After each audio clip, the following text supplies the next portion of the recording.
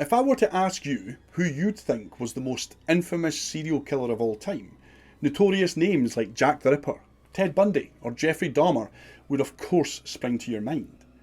But there's an unsung contender lurking in the shadows, someone with the moniker of America's original serial killer, H.H. Holmes. Hi folks, I'm Johnny and welcome to The Oddest. Today we're diving into one of the most chilling chapters of American history, where evil lurked in the shadows of the late 1800s. Get ready, because in this video we're unearthing the mind-boggling mystery of a notorious figure, a name that still sends shivers down spines, H.H. Holmes. Buckle up, because this twisted tale of murder, deceit and a nightmarish maze of secrets will leave you with one question. Is it really true? In the late 19th century, the dark shadows of Chicago provided the backdrop for Holmes' horrific spree, where he is rumoured to have ruthlessly claimed the lives of over 200 victims. That's averaging more than 40 gruesome murders each year. His nefarious headquarters was a foreboding mansion that history would later label the Murder Castle. This intricate and mysterious structure, a creation known only to Holmes himself, harboured its share of secrets within its sinister walls. Concealed passages, trapdoors and soundproof chambers designed for pure torment. Innocent souls unwittingly ventured into this macabre mansion, their fate sealed by one single purpose: murder.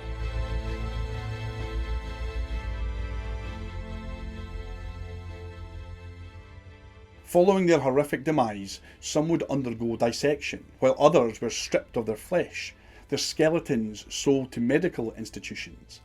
Yet a select few suffered an even more gruesome fate, their remains vanishing into these giant vats filled with acid. When you consider the sheer scale and brutality of Holmes' crimes, it's hard to envision a more evil serial killer in history. But here's the twist. Almost everything you've just heard about H.H. Holmes is not true.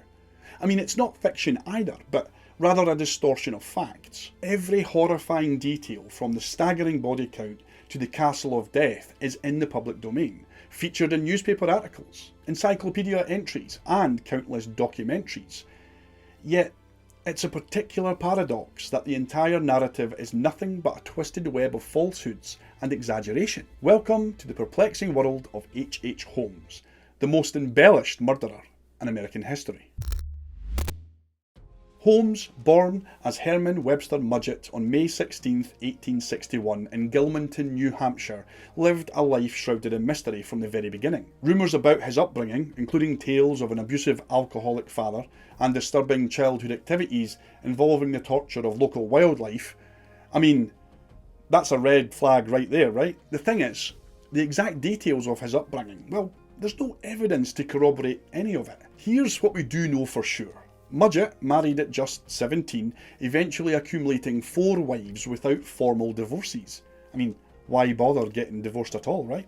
So let's add bigamy to the list of crimes that this man will carry out in his lifetime. Though he was never a standout student, Mudgett managed to obtain a medical degree from the University of Michigan, where rumours swirled about his earliest misdeeds. Even though Mudgett had a reputation as one of America's most famous serial killers, his first crimes weren't about making dead bodies, but making money from them. Back then, dead bodies were strangely valuable. Medical schools wanted them for studying. Mudgett didn't feel bad about digging up bodies from nearby graveyards to make some quick cash. But it's tough to prove these stories because, well, they were secret and no receipts exist. Still, stealing bodies like this happened a lot back then, especially near the University of Michigan. After he finished school in 1984, Mudgett started doing all sorts of odd jobs in the American Northeast. People thought he was charming and good at tricking others. 2 years later, he moved to Chicago and changed his name to Dr. Henry Howard Holmes, or H.H. Holmes, as his friends called him. Most people think that he did this to hide from those that he had cheated, but maybe he just thought Mudgett wasn't cool enough. I mean, seriously? Mudgett? The usual story says that when he got to Chicago, Holmes got a job at a local drugstore and then he killed his boss to take over the business. But history records show that Holmes actually bought the drugstore fair and square. It's kind of funny that the people who owned it before him lived for many more years, as you can see on their gravestones. Between running the pharmacy and an expanding roster of illegal activities, Holmes quickly accumulated wealth. With some extra cash in hand, he made an unusual choice. He bought an empty plot of land and began constructing what we now recognise as the infamous Murder Castle.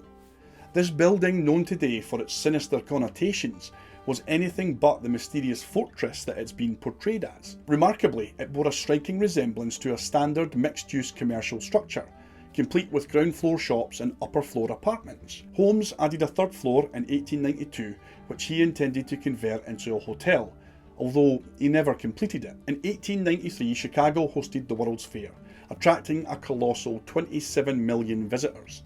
The popular narrative surrounding H.H. Holmes suggests that he designed the Murder Castle to take full advantage of the influx of tourists. And no, I don't mean he made a killing on Airbnb. I mean, he did make a killing. Look, let's just get back to the story. Back in the days before social media, travellers didn't have an easy way to let their friends and family know where they were. So the story says that Holmes used his creepy mansion to trap a lot of World's Fair visitors, especially young women who were hard to track. Even though the story might sound believable, Holmes started building his castle a few years before they even announced that Chicago was going to host the World's Fair. The timing of the third floor addition sort of matches when they talked about the fair, but there's no real proof that young women were brought there for bad reasons. Sadly, most of these wild stories came out in the newspapers after Holmes was caught a few years later. It was a time when newspapers made up stories to get more readers, so you can't trust everything they said. Of course, it's completely different nowadays, and the newspapers and news outlets only tell the truth. While the Murder Castle concept seems dubious, the structure did serve as a hub for a variety of less ghastly cons and schemes. Holmes was a multifaceted criminal, engaging in cheque forgery, horse theft, fraudulent credit purchases, and elaborate insurance fraud. Nonetheless, his reputation as a mass murderer is mostly a misrepresentation. Mostly. See, Holmes did commit murders, but the actual count is far from the widely circulated figure of 200. He confessed to killing at least 4 people, with a strong possibility of it being 9. The first victim was Julie Connor, the wife of one of Holmes' employees, Ned. An affair between Holmes and Julia led to her mysterious disappearance, alongside her daughter Pearl. Though Julia's remains were never discovered, a girl of Pearl's age was discovered in Holmes' cellar after his arrest. Holmes later claimed that Julia's death resulted from a botched abortion which he had attempted. Pearl may have been murdered to eliminate a witness who knew too much about her mother's demise. Soon after Julia and Pearl had vanished, Holmes repeated a similar pattern with another employee, Emmeline Segrande, who also mysteriously vanished. Holmes again attributed her death to another failed abortion. In the following year, Minnie and Nanny Williams, who had dealings with Holmes, also went missing. Holmes is believed to have swindled them of property and subsequently murdered them both to prevent them from reporting this fraud.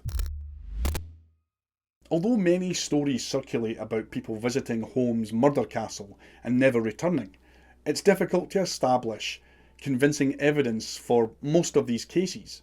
The exact number of Holmes' victims will remain uncertain, but it's highly unlikely that it approached the commonly cited figure of 200. By 1894, Holmes had swindled and in some cases murdered so many people in Chicago that he decided to leave the city. His journey took him from Fort Worth to St. Louis, where the law finally caught up with him.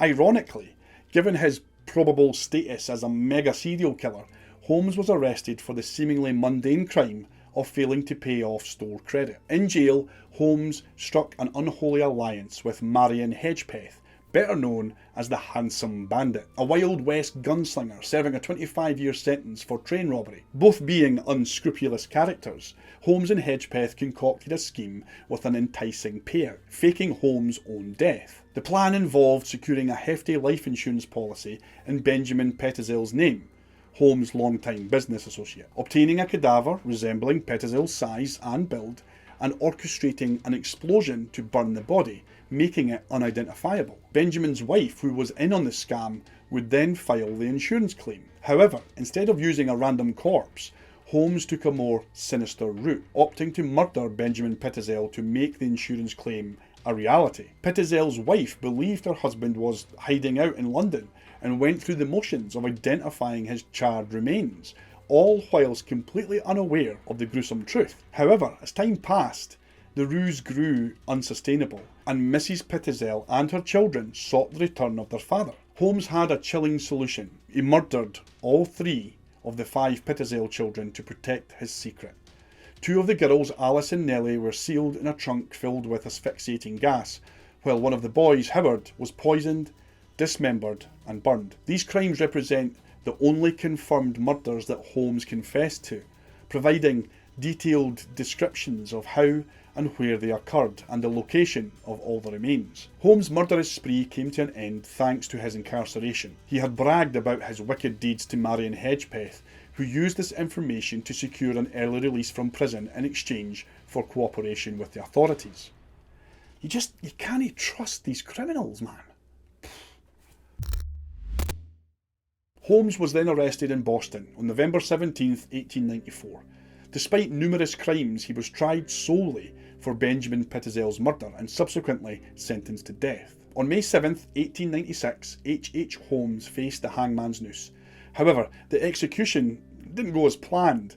See, his neck didn't quite break, which just left him twitching at the end of a rope for 20 minutes before being declared dead. Holmes' confession to the killing of 27 people should have provided strong evidence, but it only added to the confusion surrounding this case. His version of events contained contradictions and revisions, and he claimed to have killed people who were still alive or who had died of natural causes hundreds of miles away. The motive behind Holmes' confessions remains a mystery, with some speculating that he sought to enhance his notoriety before his execution, or to confuse the prosecution during his trial. Even after almost 130 years, the enigma surrounding H. Holmes persists, alongside the widespread misinformation about his life and crimes. A decades-long conspiracy theory argued that Holmes faked his own death back in 1896. This theory suggested that he convinced someone else to take his place at the gallows. Well, in 2017, Holmes' remains was exhumed for genetic testing, conclusively demonstrating that he had not evaded the grasp of death. That's it for another wee video, folks. Thanks for taking the time to hang out with me today. Please take care of yourselves, tell someone that you love them, and remember, no matter what, keep smiling.